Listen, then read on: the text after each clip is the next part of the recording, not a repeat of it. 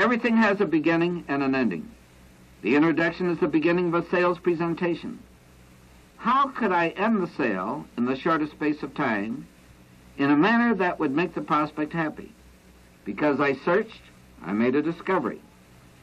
If you want the prospect to buy, ask him to buy. Just ask him. And give him a chance to say yes. But make it easy for him to say yes and difficult to say no. Specifically, use force with such finesse that it is subtle, pleasing, and effective.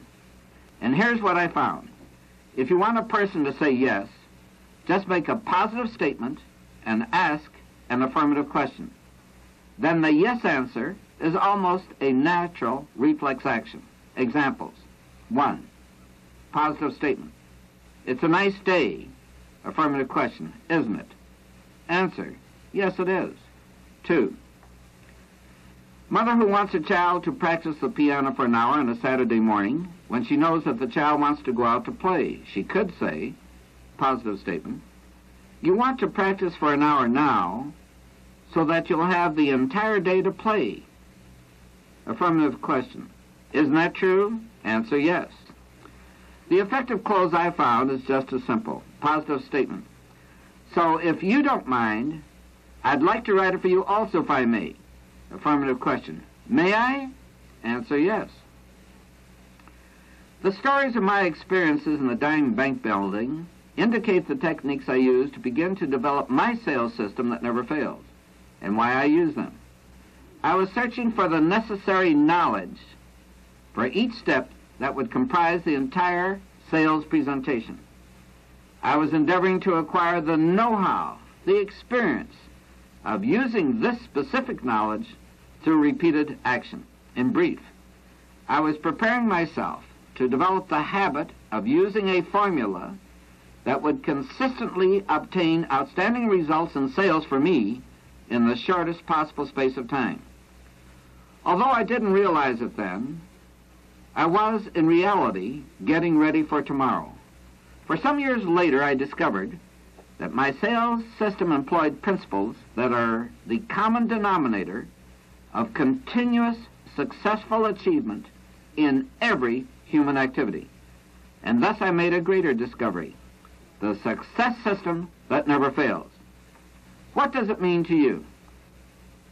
Health, happiness, success, and wealth can be yours when you understand and employ the success system that never fails. For the system works if you work the system. As you search for the success system that never fails, you will make faster and more permanent progress by keeping in mind the 3 necessary ingredients, which are, in order of their importance: 1, inspiration to action, that which motivates you or anyone else to act because you want to.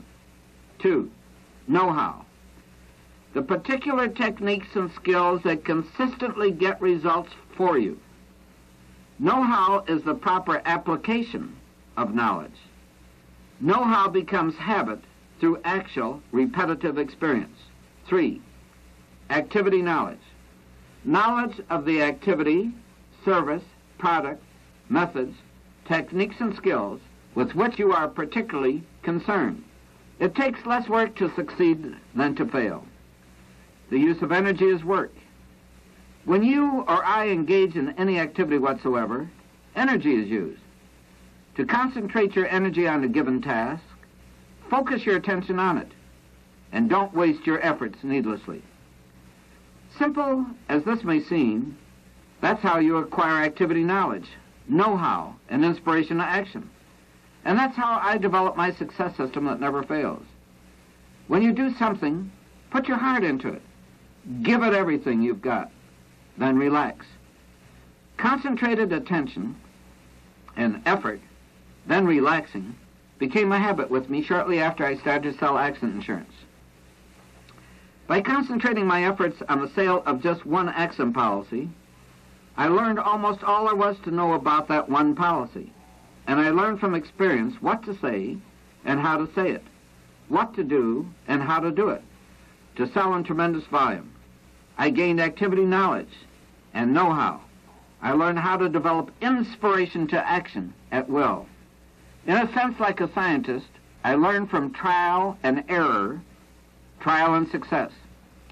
For I firmly believed that I could develop a memorized sales talk and an organized sales plan that would make sale after sale a possibility. In another sense, like an actor, I could put feeling, emotion, and timing into my memorized talk. When you go to the theater and see a great actor, it never occurs to you that someone else wrote those lines. You may not realize that his actions as well as his words are the same at every performance, for he lives the part. I not only live the part when selling, but also develop the script, and like a good playwright, I improved it at every opportunity. Unlike the playwright, I changed the sales talk to meet changing conditions, but what was said became standardized for such occasions. Thus, if I were interrupted in the beginning of the presentation, I would use one of my standard jokes to relieve tension, rather than give the joke later in the talk as I had originally intended. Work? Yes, it was work, and I had many battles to win over myself, and that was work too. But that was good, for I searched for techniques to control my feelings and emotions.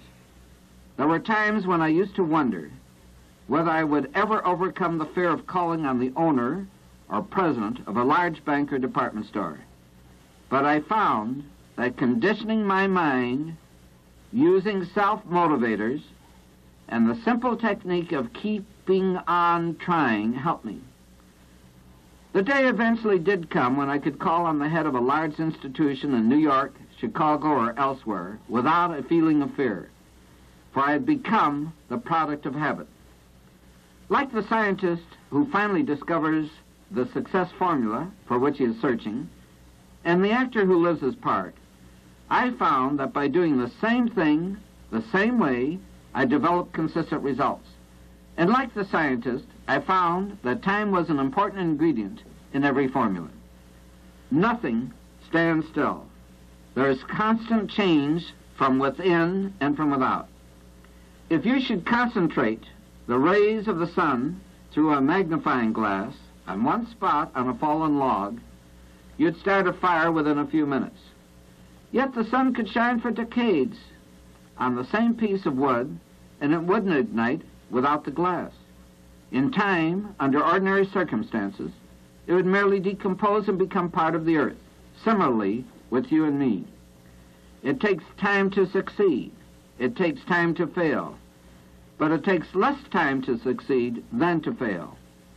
We can clearly understand this when we consider continuous success, an entire career, the span of a life.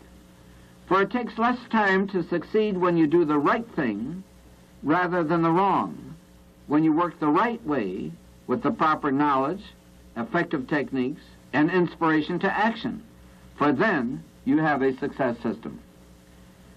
You may work the wrong way or do the wrong thing and temporarily succeed by accident, or by virtue of the conditions at the time. You may even stumble on the right system and momentarily succeed, and then lose the system and fail because you don't reduce the principles of your temporary success to a formula.